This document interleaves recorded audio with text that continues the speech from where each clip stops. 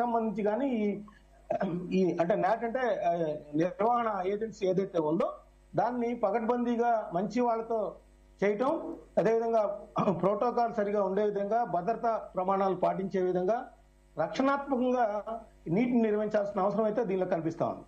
Okay అండి. Yes Malleshwar గారు, good morning అండి. అండ్ అదే విధంగా వెంకట్ గారు జాయిన్ అయ్యారు, అండ్ అదే విధంగా సయ్యద్ బాషా గారు కూడా జాయిన్ అయ్యారు. ఇద్దరికి good morning. Yes will come back to you. Yes Malleshwar garu, so ఒకటైతే క్లియర్, ఈ ఎగ్జామ్ ఇందాక మస్తాన్ రావు గారు అన్నట్లుగా గతంలో కూడా పేపర్ లీకులు జరిగాయి. అయితే అప్పుడు కూడా ఇంత కఠినంగా వ్యవహరించలేదు. ఏకంగా ఎగ్జామ్ నే రద్దు చేయడం వల్ల ఒకటి స్టూడెంట్స్ కూడా చాలా ప్రెషర్ ఫీల్ అవుతున్నారు. అంటే దీనివల్ల ఇంపాక్ట్ 2 years 3 years కంటిన్యూగా దాని గురించి నీట్ కోసం ప్రిపేర్ అయిన విద్యార్థులు చాలా ఎఫెక్ట్ అవుతారు. వాళ్ళ మానసిక పరిస్థితి ఏ రకంగా ఉంటుంది, ఈవెన్ ఫ్యామిలీస్ కూడా ఏ రకంగా చాలా మదన పడుతూ ఉంటారు. ఏం చేయాలి ఏంటి, వాళ్ళకి ఏం అర్థం కాని సిచ్యువేషన్స్. సో ఏంటి మీ పాయింట్ ఆఫ్ వ్యూ ఏంటి? నిజంగానే ఒక అంటే ఈ ఎగ్జామ్ ని రద్దు చేస్తే ఈ ప్రాబ్లం కి ఇది సొల్యూషనా? ఎందుకంటే ఇది నాట్ ఓన్లీ ఫస్ట్ టైం, చాలా సార్లు గతంలో కూడా రిపీట్ అయింది కాబట్టి. ముందుగా ప్యానల్లో ఉన్నటువంటి మిత్రులకి మరి ఇది ఎందుకంటే వాస్తవంగా అన్ఫార్చునేట్ ఈ పేపర్ లిస్ట్ అందులో వైద్య విద్యకు సంబంధించినటువంటి లీక్ కావడము, దాన్ని రద్దు చేయడం అనేది చాలా దురదృష్టకరమైనటువంటి అంశంగా భావిస్తాం. ఎందుకంటే దాదాపుగా ఫస్ట్ అటెంప్ట్ లో నీట్ ద్వారా సాధించినటువంటి విద్యార్థుల సంఖ్య తక్కువగా ఉంటాయి. దానికి ఒక మెరిట్ స్టూడెంట్స్ కి అలా ఒక రకంగా చెప్పాలంటే అన్యాయం జరిగిందని భావించాలి.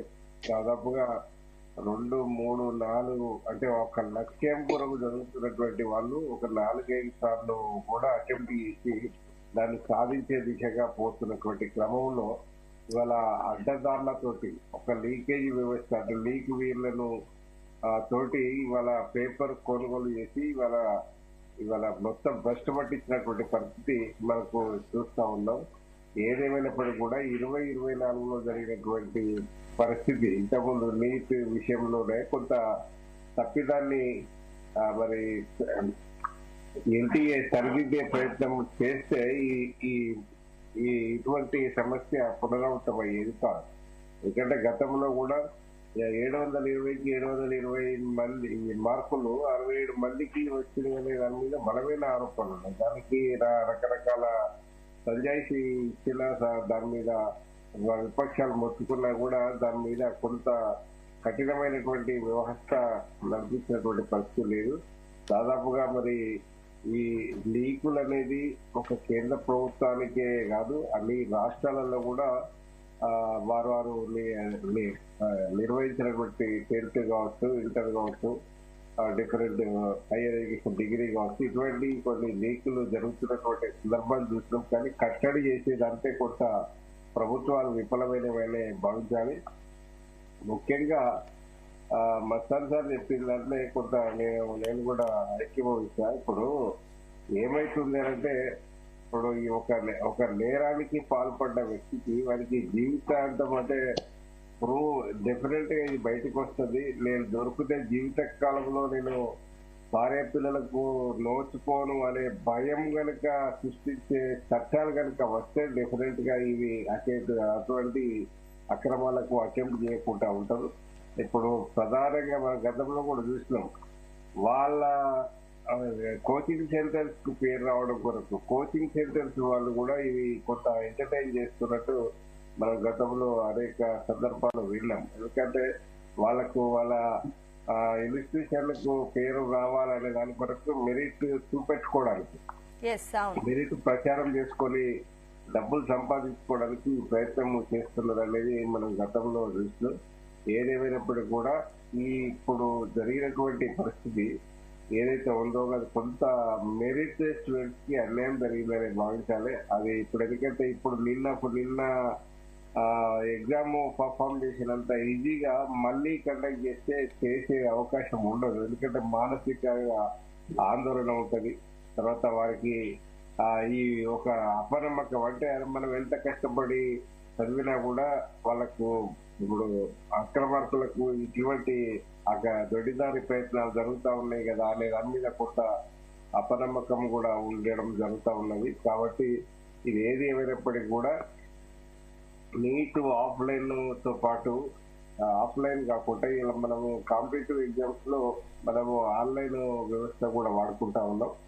ఆన్లైన్ వ్యవస్థను కనుక మనము కొంత దాన్ని ఒకసారి సెంట్రల్ గవర్నమెంట్ మన ఎన్టీఏ కనుక ఆలోచించి ఆన్లైన్ లో కూడా దాదాపుగా మనకు మంచి రిజల్ట్స్ కూడా ఉన్నాయి. అలా అంటే మీకు ఆడ కూడా అక్రమాలు జరగడానికి అవకాశాలు ఉన్నా కూడా ఇంత దారుణమైనటువంటి పరిస్థితి ఉండదు. కాబట్టి ఆన్లైన్ సిస్టమ్ ని కనుక అడాప్ట్ చేసుకునే పరిస్థితి కనుక తీసుకొస్తే మెరిట్ స్టూడెంట్స్ కి అన్యాయం జరగకుండా ఉంటుందని నేను భావిస్తా ఉన్నా. ఇది ఏదేమైనప్పటికీ కూడా ఇది ఒక కఠినమైనటువంటి శిక్ష, అంటే ఒకటి ఇంకా నిర్ధారణ అయినా అంటే ఒక ఏదో ఆరోపణలతో ఎవరినో పట్టుకపోయి ఎక్కడో శిక్ష వేసేది కాదు. కరెక్ట్ గా వాడికి నేరస్తులు అనేది ప్రూవ్ అయిన పరిస్థితి కనుక ఉంటే ఇది డెఫినెట్ గా ఇది ఇటువంటి వాటిని ఎంకరేజ్ చేయరు. ఎందుకంటే ఇప్పుడు మనం చూస్తా ఉన్నాం ఒక రేపిస్ట్ ను వారికి కఠినమైన శిక్ష పడితే అంటే చాలా వ్యాలిడ్ పాయింట్ లేవనెత్తారు మల్లేశ్వర్ గారు మీరు కూడా. ఎందుకంటే ఈ కోచింగ్ సెంటర్స్ కూడా ఈ ర్యాంకింగ్ కోసం ఎంత దూరం వెళ్తున్నాయి, ఈవెన్ ఈ మెరిట్ వ్యవస్థనే హ్యాండిల్ చేసేంత వరకు వెళ్ళిపోతున్నాయి ఈ కోచింగ్ సెంటర్స్ కూడా. ఆ రకం అదే జరుగుతుంది. ఇప్పుడు కాలేజీలకు కట్టే ఫీజుల కంటే ఎక్కువగా కోచింగ్లకు పెట్టాల్సిన పరిస్థితి. డబ్బులున్న వాళ్ళు మెరిట్లు సాధిస్తారు, కష్టపడి చదివే విద్యార్థుల పరిస్థితి ఏంటి అన్న క్వశ్చన్స్ కూడా ఇప్పుడు రేజ్ అవుతున్నాయి.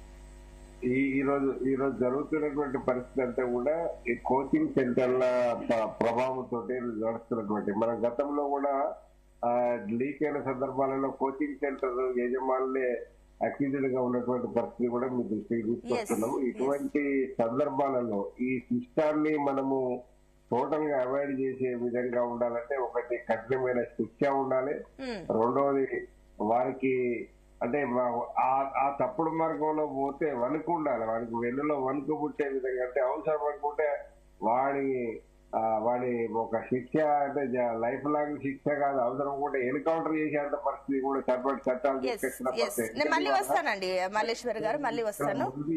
అన్యాయం చేసినటువంటి పరిస్థితి ఇవాళ విధవలకు ఆ శిక్ష కూడా అవుతుంది. ఓకే అండి.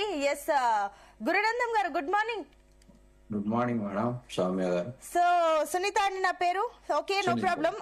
ఇంకొకటి ఏంటంటే లక్షలాది మంది తెలుగు విద్యార్థులు నీట్ ఎగ్జామ్ రాశారు. వారు చాలా ఆశలతో ఎన్నో మంచి, ఇందాక మస్తన్ రావు గారు చెప్పినట్లు కీ పేపర్ చూసి చాలా మంది సంతోషపడ్డారు. ఓకే, నాకు ఖచ్చితంగా ఈసారి సీట్ వస్తుంది, మంచి మార్క్స్ గెయిన్ చేస్తారని కష్టపడి చదువుకున్న వాళ్ళే ఇంపాక్ట్.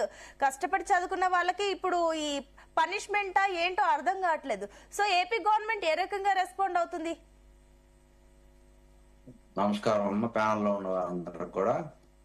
నీట్ ఈజీ రద్దు అనేది ఈ రోజున అట్లా చూడాలని అనుకోలేదు మనం, కానీ మేము ముందుగా అందరికీ తెలుగుదేశం పార్టీ తరఫున వాళ్ళకి జరిగినటువంటి బాధ తత్వ హృదయంతో వాళ్ళకి కూడా ముందు క్షమాపణ చెప్పాల్సినటువంటి బాధ్యత. అంటే అందరూ, అన్ని పార్టీలు, అందరూ సమాజంలో ఏది జరిగినప్పటికి కూడా మనం బాధను వ్యక్తం చేయాలా. అది ఒక అంశం అయితే మీరు ఇందాక చెప్పారు లక్షలాది మంది తెలుగు వాళ్ళు రాశారనేది. ఆంధ్రప్రదేశ్ లో 185 సెంటర్లలో 45,000 మంది దాదాపుగా ఎగ్జామ్ రాయటం జరిగింది. ఇది దాదాపుగా ఒక 45 పట్టణాల్లో రాయటం జరిగింది. ఇది అంతా కూడా మేము తెలుగుదేశం పార్టీ తరఫున మేము బాధ వ్యక్తం చేస్తున్నాం. మా ఎన్డీఏ ప్రభుత్వం తీసుకున్నటువంటి నిర్ణయాలు, అంటే ఎన్డీఏ ప్రభుత్వానికి ఆపాదించ